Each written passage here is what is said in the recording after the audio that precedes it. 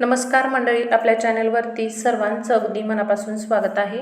कोबीचं थालीपीठ तर तुम्ही खाल्लंच असेल, पण मंचुरियन चवीचं कोबीचं थालीपीठ कधी खाल्लंय का?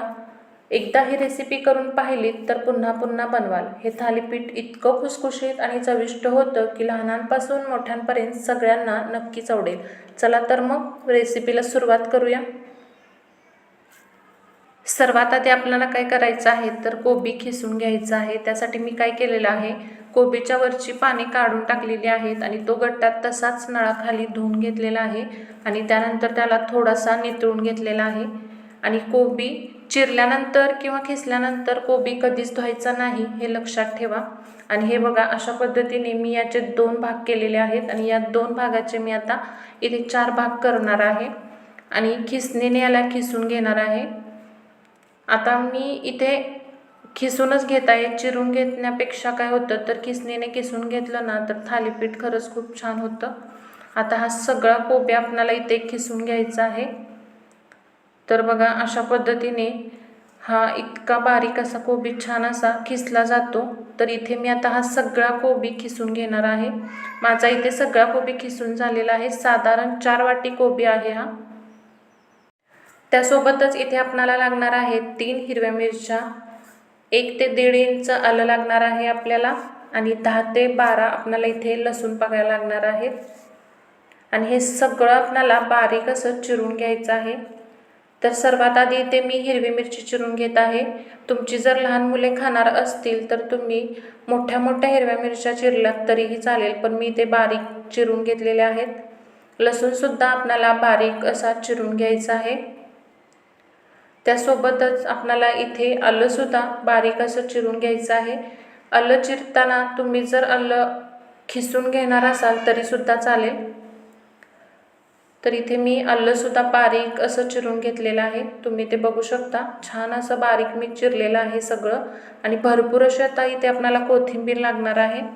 कोथिंबीरसुद्धा आपल्याला बारीक अशी चिरून घ्यायची आहे.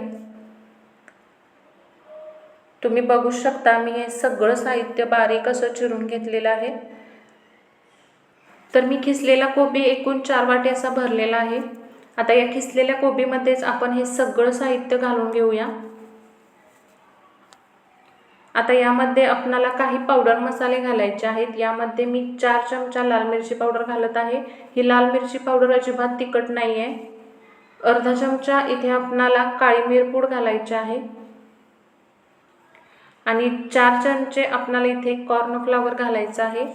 कॉर्नफ्लॉवर अजिबात जास्त घालू नका, कारण त्यामुळे थालीपीठ चिवट होऊ शकतात. त्याऐवजी तुम्ही तांदळाचं पीठ किंवा संपूर्ण बेसन वापरलं तरीसुद्धा चालेल. इथे मी एकूण 6 चमचे बेसन पीठ घातलेलं आहे. 1 चमचा पांढरे तीळ घेतलेले आहेत आणि चवीनुसार इथे आपल्याला मीठ घालायचं आहे. आणि याला छान असं मिक्स करून घेऊयात.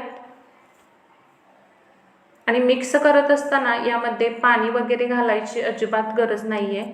कोबीला स्वतःचं असं पाणी सुटलेलं असतं आणि त्या सुटलेल्या पाण्यामध्येच आपल्याला हे सगळं मिक्स करून घ्यायचं आहे. याला बाइंडिंगसुद्धा अगदी व्यवस्थित येतं. चांगलं असं मिक्स करून घेतलेलं आहे. इथे तुम्ही बघू शकता, चांगलं बाइंडिंग आलेलं आहे. आणि लगेचच आता आपण थालीपीठ करायला घेऊया. आता एका नॉनस्टिक तवा जो आहे तो आपल्याला गॅसवरती ठेवून छान असा गरम करून घ्यायचा आहे आणि याला थोडंसं तेल लावून घ्यायचं आहे. आणि काय करायचं आहे, पिठाचा एक गोळा आपल्याला घ्यायचा आहे आणि त्याची छोटी छोटी थालीपीठं थापायची आहेत. खूप मोठीसुद्धा थापायची नाहीत किंवा खूप पातळसुद्धा थालीपीठ करायची नाही आहेत.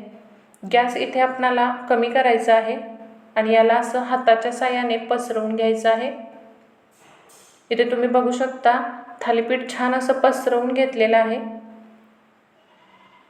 आता याच्यावरती आपल्याला काय करायचं आहे, झाकण ठेवायचं आहे. याच्यावरती झाकण ठेवूया आणि याला मध्यम आचेवर 2 मिनिटं शिजवूया. 2 मिनिटं झालेली आहेत आणि हे बघा, चांगलं असं आपलं थालीपीठ भाजलं गेलेलं आहे. याच्यावरती थोडंसं तेल टाकूया आणि याला काय करूया, सोडवून घेऊयात आणि पलटवून घेऊयात. आता याच्यावरती झाकण अजिबात ठेवायचं नाही आहे आणि दुसऱ्या बाजूनेही मस्त असं शेकून घेऊयात. दोन्ही वेळेला झाकण लावून शिजवलं तर वाफ तयार होते आणि ते मऊ मऊ होतं. 2 मिनटं या बाजूला शेकलं. हे बघा छान झालेलं आहे. तर आता हे थालीपीठ मी एका प्लेटमध्ये काढून घेत आहे. चला तर मग मी आता राहिलेली सर्व थालीपीठ अशाच पद्धतीने बनवून घेते. तर मी हा एक कोबी पूर्ण खिसलेला होता आणि त्यामध्ये एकूण 4 वाटी खीस भरलेला होता आणि या 4 वाटी कोबीच्या खिसामध्ये एकूण 8 ते 9 या साईजची थालीपीठं तयार होतात. तर यावरून तुम्हाला अंदाज आला असेल की किती प्रमाणात तुम्हाला बनवायची आहेत ती. तर मित्रांनो, आपलं हे मंचुरियन चवीचं कोबीचं थालीपीठ इथे तयार आहे. ही रेसिपी तुम्हाला कशी वाटली हे कमेंट करून नक्की सांगा आणि व्हिडिओ आवडला असेल तर लाईक आणि शेअर करा आणि अशाच स्वादिष्ट आणि हटके रेसिपीसाठी आपल्या चॅनलला नक्की सबस्क्राईब करायला विसरू नका. पुन्हा भेटूयात पुढच्या रेसिपीत. तोपर्यंत नमस्कार.